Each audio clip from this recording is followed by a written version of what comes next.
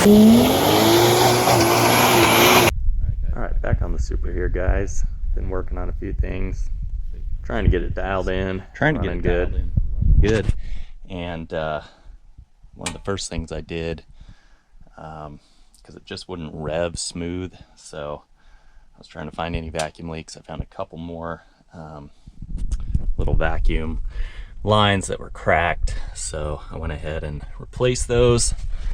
There's a couple on the back right by this B here. You can see the red little nipple there, maybe.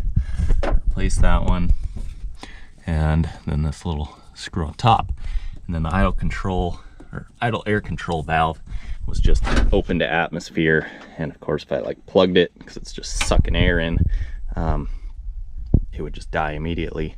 But if I revved it a little and put my finger over it, it would run smooth, it would rev smooth. So I just did another test with it running, and was just simply spraying water on all the I guess the cylinders on the header. As it comes out, you can see how hot and simple it's just burning up. But number one is very light, and it's definitely not running. So I'm gonna start pulling this cover off. Got a couple bolts out, and we'll just see what we find inside, if anything's disconnected or whatnot. All right, pulled the cover off. Everything looks good. Just got one random like straggler wire back there. I think that comes out of that back harness. It's probably supposed to go down to the VSV valve or something like that. And then we also found a little buddy in there, praying mantis. He didn't pray hard enough, but everything else looks good here. So I guess I'm gonna pull the plug and check it, and if it looks fine, then I'll just swap coils and see if our problem moves, and then we'll know we got a bad coil. And I believe I have some more of these coils, so I'll just maybe swap one out with one I already got. All right. I was having a lot of trouble finding all kinds of things on this car, figuring it out. I thought there was something missing here because the horns were both off. And I figured that out, got the one mounted down below, still have the bolt in it. This one I found goes here, and then still trying to figure out how this cable goes when I get the new one. It looks like people tuck it under here when they get the intercooler, or up under this part, which I don't know. There's a metal panel that might work to just hold it there or something. I'm not sure.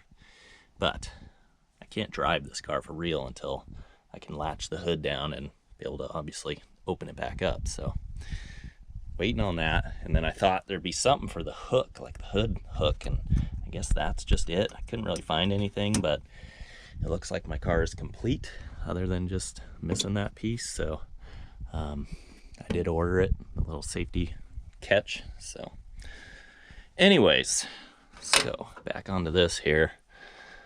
Let's see how these come out. Trying to be careful with the wiring, because if you ever had one of these, you know they ain't very nice to work with. They like to break if you push the clips. Obviously this one's been changed, but there's still quite a few broken clips I've seen on this new harness. So all right, I got a little dirt, grunge and grime, and a little rust, it looks like, there from water sitting in here, but nothing too bad. A couple leaves. I'm gonna have to hook up a vacuum and suck that out real quick, and then we'll pull the plug out. All right, just pulled this plug, and it does look a little wet. It's not like soaking wet, but it's definitely wet. I was afraid, maybe the injector's not working, or I guess even worse, if we got like a dead hole, like the rings are broke, or valves broken, or something crazy that's just not giving us any compression. I don't have a compression tester here, or else I'd just check it real quick. Let's pull the other plug next to it and see what that one looks like. And number 2, wow. One of the blackest plugs I have ever seen. I don't know if that's from me running it crazy rich, not with all the vacuum leaks or something, or dang, that's pretty wild. So probably gonna have to pull all these out, clean them up, and then see what happens. He said I'll probably turn this coil pack around, see if it makes a difference, and then go from there. All right, we swapped the coil and the plugs. Put the non-firing plug in the second hole and switch the coil around, so we'll see what happens here.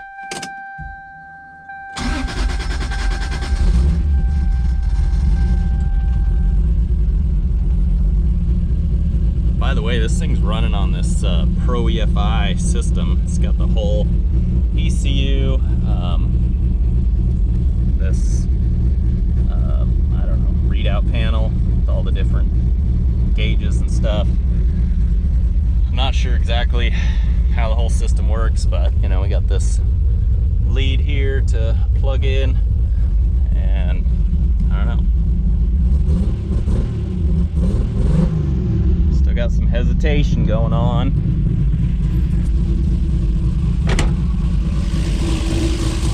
Let's grab our Freedom Checker 900. Oh, no. Still nothing. And the other one's good.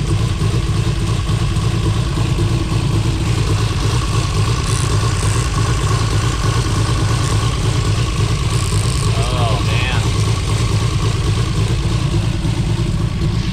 That is like some devastating news. So I'm gonna have to get a comp tester, see what's really going on. Ay, ay, ay. Ugh. Oh, I don't know how to check the, I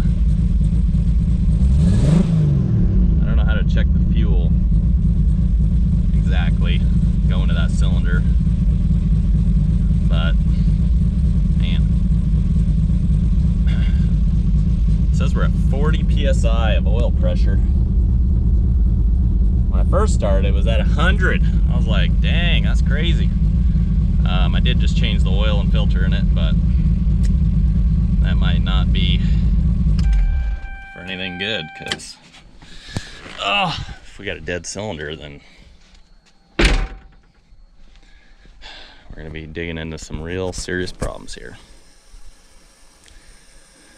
But guess we'll figure that out and get a comp tester. Just checking for spark here, and found an old crappy comp tester to see what it does. So we're only getting a reading of like 40 psi, but that's all I've ever gotten out of this old comp tester. So I guess I'm just gonna move it into the other hole and see if we get the same result.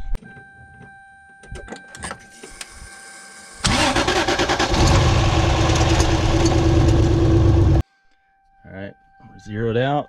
Move it to the number 2 cylinder. See what it says.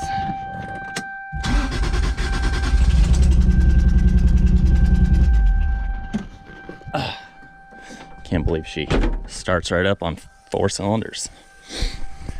Oh, that one says 60. Well, that's not good. Guess we may have a real problem here, boys. Okay, well now I just ran it again back in number 1, and I got like 75. Only difference is I've got that back spark plug in, so that would call for a blown head gasket issue if that's what we're dealing with.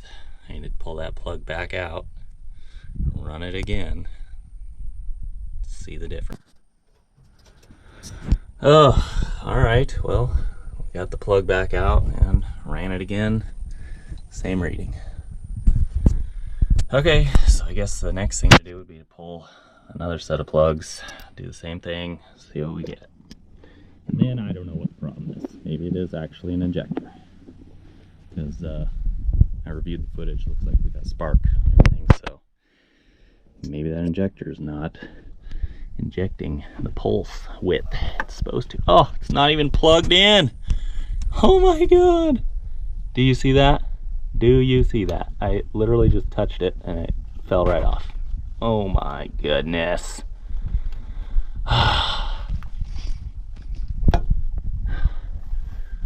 Hallelujah, Jesus. Please be with me here today. Let's button things up and try this again. All right, let's give this one last chance here, guys and gals, inmates, whoever's watching. Okay.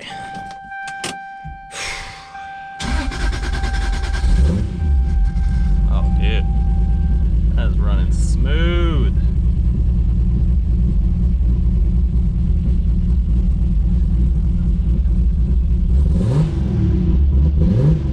Oh yeah, listen to that. It actually sounds like a 2J now. I'm digging it. By the way, I also put on the full exhaust.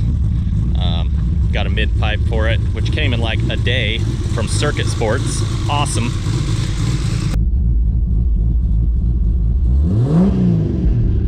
Dang, look at that oil pressure.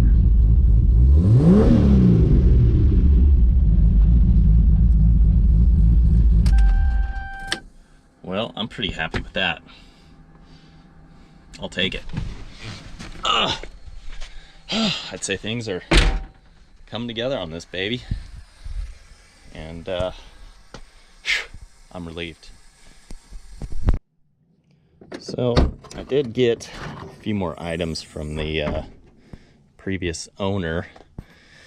Just a couple little pieces, knickknacks, nothing too big, but we did get these little interior panels, this little panel that goes under here, those corner pieces, this one, it's pretty, you know, busted, matches everything else that they had in this car, but I'll take it.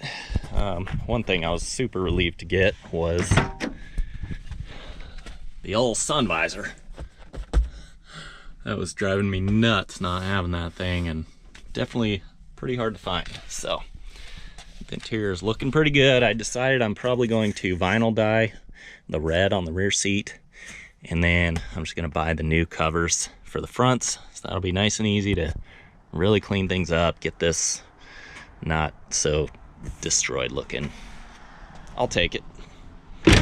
And I'd say I'm pretty pleased with how this came out. I was definitely worried, and now feel a little bit of relief. So thanks so much for watching. We'll see you next time, when I guess we'll be working on the Scout, because I need to get that thing going, and that way I can start on the bodywork and paint on this thing inside, because winter's coming. Don't really think I should be doing that outside.